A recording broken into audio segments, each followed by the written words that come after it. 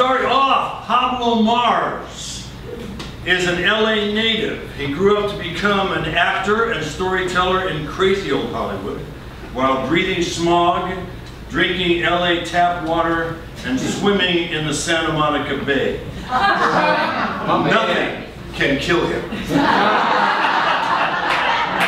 Please welcome Pablo Marz.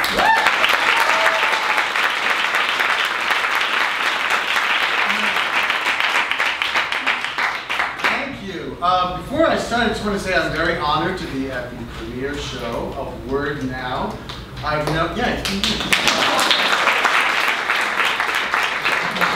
Carl and Jill for quite a long time, so I'm very thrilled to be here.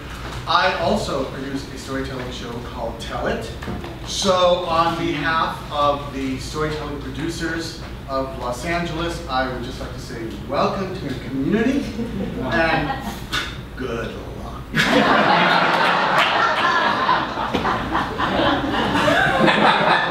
That was Pablo, ladies and gentlemen. Okay, the name of my story is Get Your Program. Henry marched back to the waiter's station of the restaurant, slammed down his order pad, and declared, "Child, Miss Thing on table 7, she is working my nerves." Henry was a tall, slender black man whose delicate features made him look like a Nubian prince. He was flamboyant, the epitome of sass, and had an opinion about everything. Sometimes it was complimentary, as in, "Ooh, look at you, that is the only coat." Or sometimes it was sarcastic, as in, "That sister thinks she is what's happening, baby, but what she needs is a program." According to Henry, everybody needed a program. A way to express yourself, without being a jackass about it. Henry knew what he was all about and could definitely express it at any time. I met Henry in my early 20s when I was working as a waiter at the Old World restaurant in Westmont. Refillable soups.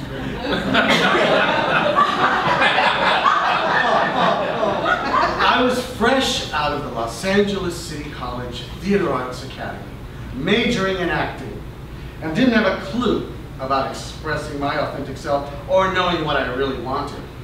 All I knew was that I wanted to be a working actor.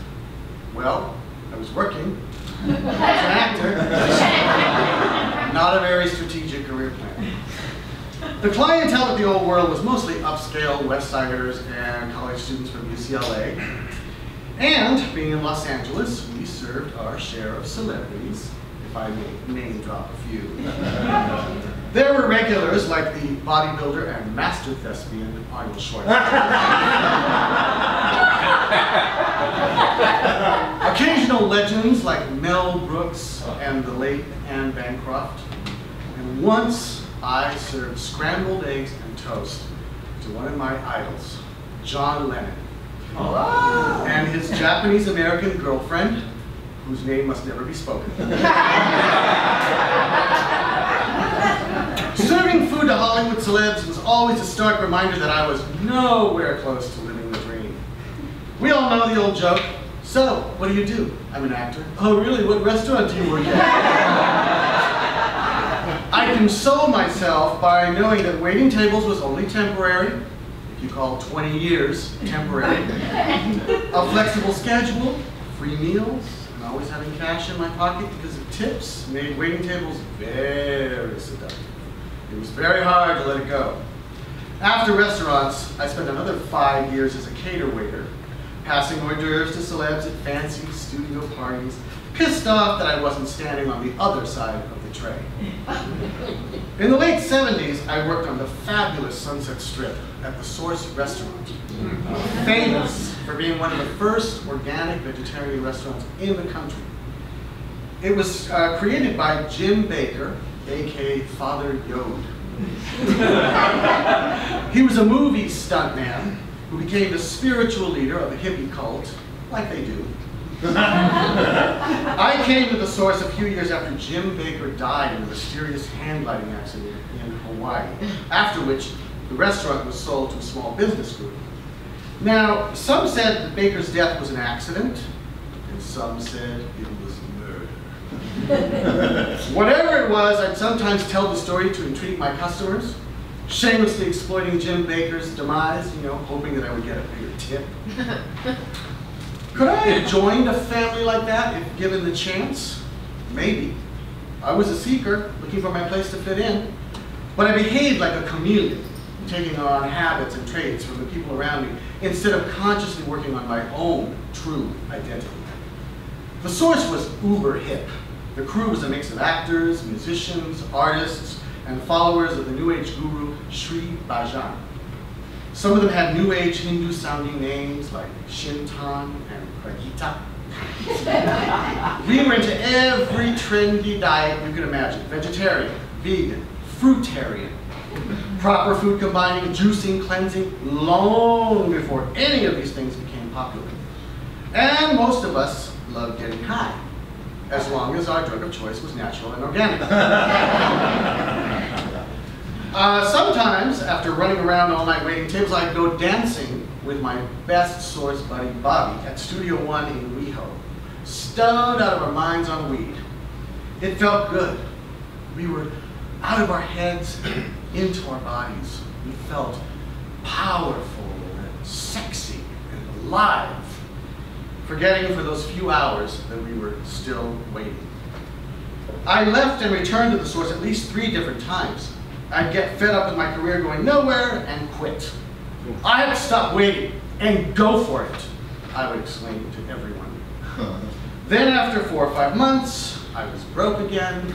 I had to borrow the rent from my parents, take yet another restaurant job, feeling like a loser. Once during a hiatus from the source, I took a job at a weekday lunchtime joint called Fanny's Fudge. Horrible name.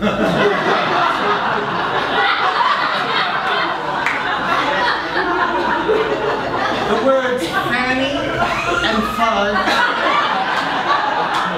should never be in the same title.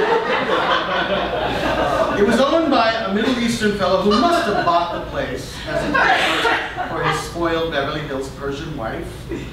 One Saturday afternoon, I was the only one scheduled to work besides the cook, because it was usually never busy on the weekends.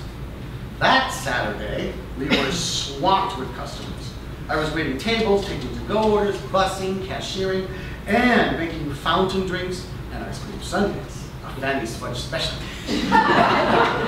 People had to wait so long for everything, they were walking out on me left and right. My manager finally showed up after the rush, and the place looked like it had been hit by a hurricane. "What I can't believe this happened! We are never this busy on a Saturday," he said.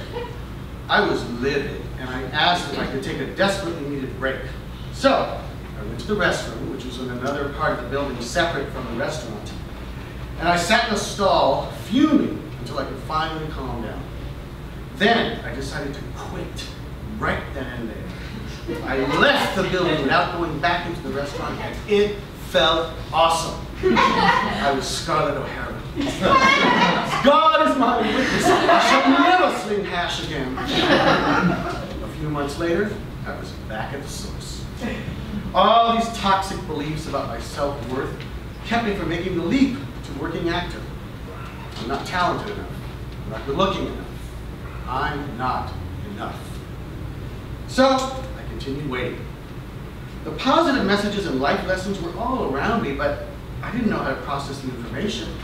I mean, I worked at a place called The Source, where there was wholesome food, and the people who worked and ate there were into every kind of woo-woo, new age, crystal healing, chakra-releasing, transcendent philosophy.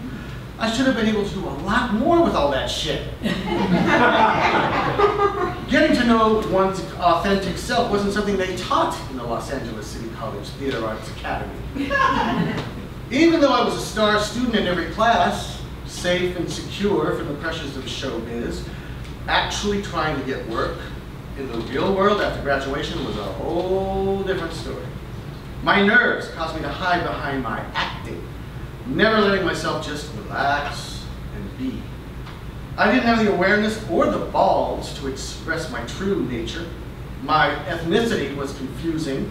casting directors would hear the name Pablo and expect a tan, Mexican-looking descendant of the Aztecs.